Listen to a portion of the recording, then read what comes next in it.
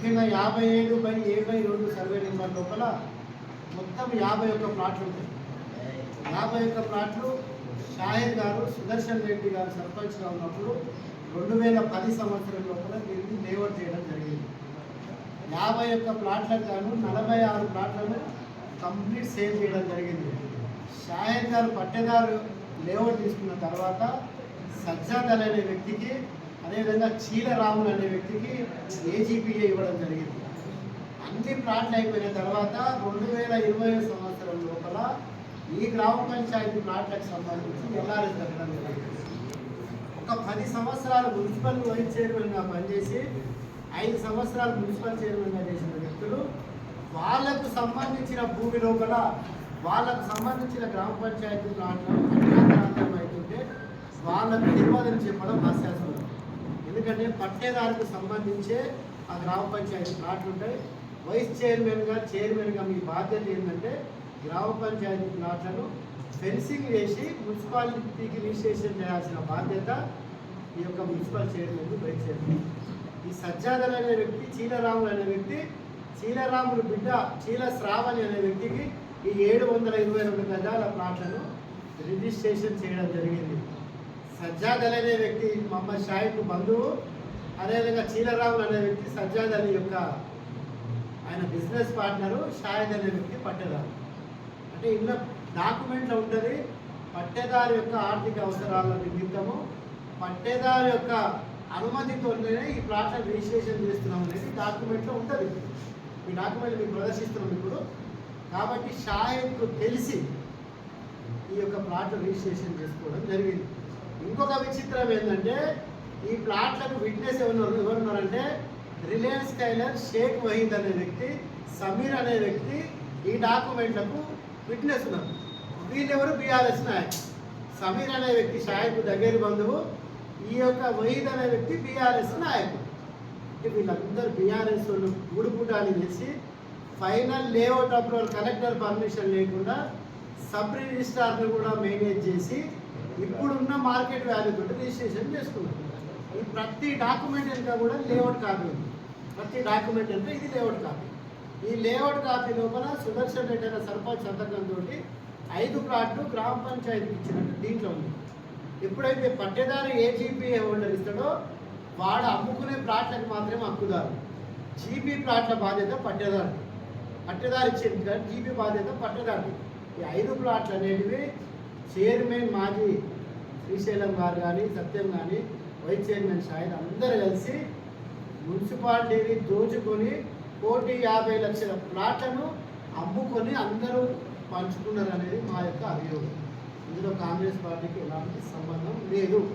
Documentary evidence తోటి పత్రికా number లోపల అన్న సుదర్శన్ రెడ్డి సర్పంచ్గా ఉన్నప్పుడు వికలాంగుల సేవా సంస్థ తాలూకా కార్యాలయం నిర్మించాలని 28వ నెంబర్ ప్లాటు 180 గజాలు వికలాంగులకు ఇవ్వడం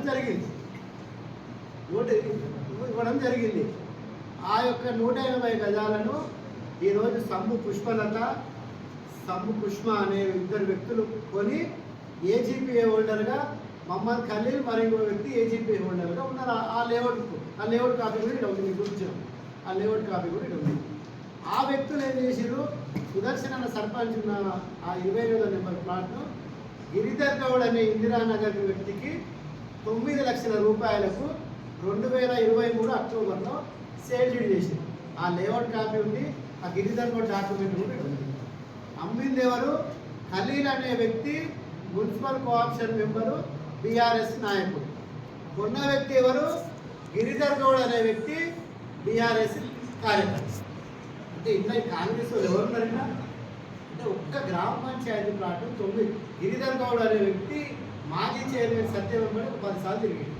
అన్న మీరు అందరూ కలిసి ప్లాట్లు ఇప్పించారు, మా ప్లాట్ల పరిస్థితి ఏంటి? నేను ఒక బీదోని వాడు కళ్ళు అమ్ముకుంటాడు. తైబజార్ గిరిధర్ గౌడ్ వ్యక్తి తైబజార్ వసూలు చేస్తాడు. రూపాయలు అవి చేసి ప్లాట్ కొంటే 9 లక్షలు కొనిన నా పరిస్థితి ఏంటంటే నా దగ్గరికి గిరిధర్ గౌడ్ వస్తే నేను చెప్పిన కాంగ్రెస్ పార్టీ ప్రభుత్వం వచ్చిన తర్వాత 1 సంవత్సరం నా దగ్గరికి వస్తే గిరికి చెప్పిన గిరిధర్ గౌడ్ డబ్బులు వసూలు చేసుకో, నీకు ప్లాట్లు రావు, నీకు ఈ ప్లాట్ రాదు, ఇది గ్రామ పంచాయతీ ప్లాట్లు, వారిని దబాయిస్తా, ఒత్తిడి చేసుకో, డబ్బు వసూలు చేసుకోని చెప్పినాను.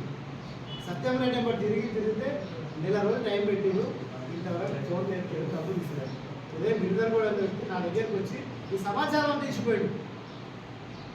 అంటే మీరు ఎవరు దొంగలు? ఇలా గ్రామ పంచాయతీ ప్లాట్లు ఎవరు అమ్ముకుంటారు? మరి షాయద్ అనే వ్యక్తి పట్టదారిని అమ్ముకుంటాడు, ఖలీల్ అనే కోఆప్షన్ మెంబర్ పట్టదారు ఏజీపీ ఓడర్గా ప్లాట్ అమ్ముకుంటాడు, వహీద్ అనే వ్యక్తి నువ్వు విట్నెస్ ఉంటాడు, సజ్జాద్ అనే వ్యక్తి షాయద్ దగ్గర బంధువు.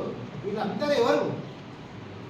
కలవకుర్తిని ముంచి దొంగ ఎట్టు దొంగతనం వాళ్ళు చేస్తూ వాళ్ళే దొంగ నడిస్తే మీకుల మీద పడుతుంది అనుకుంటారు. కానీ కలవకుర్తి లోపల కాంగ్రెస్ పార్టీ శాసనసభ్యులు నారాయణ రెడ్డి నాయకత్వం లోపల నీతి నిజాయితీగా పనిచేయదలుచుకున్నాం. ప్లాట్ విషయం లోపల కూడా ఆనంద్ కుమార్ కానీ మాకు సంబంధించిన కాంగ్రెస్ పార్టీ నాయకులకు ఎవ్వరికి ప్రమేయం ఉన్నా గ్రామ పంచాయతీ ప్లాట్ల లోపల రాజకీయ సన్యాసం తీసుకోవడానికి సిద్ధంగా ఉన్నాం. మీరు రాజకీయ సన్యాసం తీసుకోవడానికి సిద్ధంగా ఉన్నారా? బహిరంగ చర్చకు వస్తారా? కాబట్టి సభాముఖంగా మీకు చెప్పదలుచుకున్నాం. అదేవిధంగా 24 గంటలు నీతి నిజాయితీ మాట్లాడే ఈ యొక్క మున్సిపల్ మాజీ చైర్మన్ సత్యం గారు 2014 లోపల వైఆర్ఆర్ కాంప్లెక్స్ నిర్మాణానికి యనమరామరెడ్డి కాంప్లెక్స్ నిర్మాణానికి మహబూబ్నగర్ చౌరస్తా లోపల బిల్డింగ్ పర్మిషన్ కోసం అప్లై చేసుకోవడం జరిగింది. 2015 సంవత్సరం లోపల బిల్డింగ్ పర్మిషన్ వచ్చింది, మొత్తం పర్మిషన్స్ అన్ని క్లియర్ అయినాయి.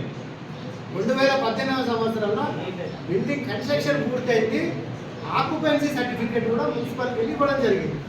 అంటే మున్సిపల్ చట్ట ప్రకారంగా ఒక ఆక్యుపెన్సీ సర్టిఫికేట్ ఇస్తే ఆ రోజుకి వెళ్ళి ట్యాక్స్ ఫిక్స్ చేయాలి మున్సిపల్.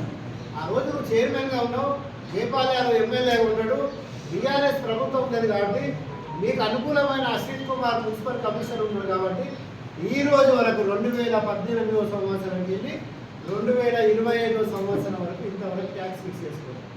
అంటే సంవత్సరానికి 5-6 లక్షలు మీ నిజాయితీ ఏడిపోతుంది.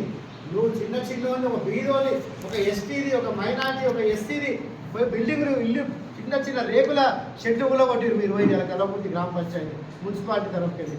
ఈరోజు నీ కాంప్లెక్స్ ఎవరు కూలగొట్టారు?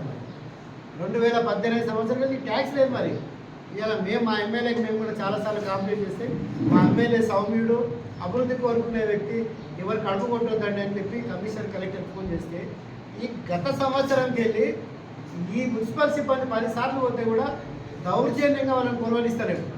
ఇలా మీ అందరికీ తెలిసి వైఆర్ఆర్ కాంప్లెక్స్లో కెనరా బ్యాంక్ నడుస్తుంది, జిమ్ నడుస్తుంది, 7 ఏళ్ళకి వెళ్ళి లాడ్జింగ్ నడుస్తుంది, ఆడ ఫైనాన్సులు ఉన్నాయి, మనకులో పుట్టి యాడ్ ఏజెన్సీ ఉంది, ఎస్వి ఇన్ఫ్రా ఉంది, మంగళ షాపులు ఉన్నాయి, అందులో ఫైనాన్సులు పెట్టిరు 190 షాపులు ఉన్నాయి. మరి ఎందుకు ట్యాక్సీ కడతలేరని మేము కల్వకుర్తి పట్టణ ప్రజల తరఫున ప్రశ్నిస్తున్నాం. మీరు అవినీతి పరులా కాదా? నీ యొక్క ఈ మున్సిపల్ ట్యాక్స్ విషయంలో చెప్పండి. ఇంకోటి అప్పుడున్న వెంకటస్వామి గారు మీకు నోటీస్ ఇవ్వకపోయింది. మీరు ఇట్లా RNB road west face RNB road కబ్జా చేసిర్రు, ప్రమాదాలు జరిగే ప్రమాదం తెలియకపోతే జయపాల్ యాదవ్ మీరు దౌర్జన్యం చేసి ఆయన వాళ్ళ పేపర్లు గురించి చింపేసి పడేసింది. ఈరోజు మేము వాళ్ళ సీడీఎంఏ కలెక్టర్కి ఫోన్ చేసినాం, ఖచ్చితంగా కాంగ్రెస్ ప్రభుత్వం వస్తుంది, కాంగ్రెస్ ప్రభుత్వం వచ్చింది, నీతి నిజాయితీగా పనిచేస్తుంది, వైఆర్ఆర్ కాంప్లెక్స్ మీద ఖచ్చితంగా చర్యలు ఉంటాయి. మేము కమిషనర్ కూడా మా ఎమ్మెల్యే ద్వారా ఆదేశాలు ఇస్తున్నాం. 5 గ్రామ పంచాయతీ ప్లాట్లు కానీ 28 సర్వే నెంబర్ లోపల 46 సర్వే నెంబర్ లోపల 28వ నెంబర్ ప్లాట్లు కానీ ఆల్రెడీ డాక్యుమెంట్లకు లేఅవుట్ కాపీలు ఉన్నాయి. జీబీ ప్లాట్లు అనేది కన్ఫామ్ అయినాయి ఆల్రెడీ. కానీ కలెక్టర్కి వెళ్ళి ఫైనల్ ప్రొసీడింగ్స్ వచ్చిన తర్వాతనే ఈ యొక్క ఫైనల్ లేఅవుట్ అప్రూవల్ తర్వాత రిజిస్ట్రేషన్ చేయాలి.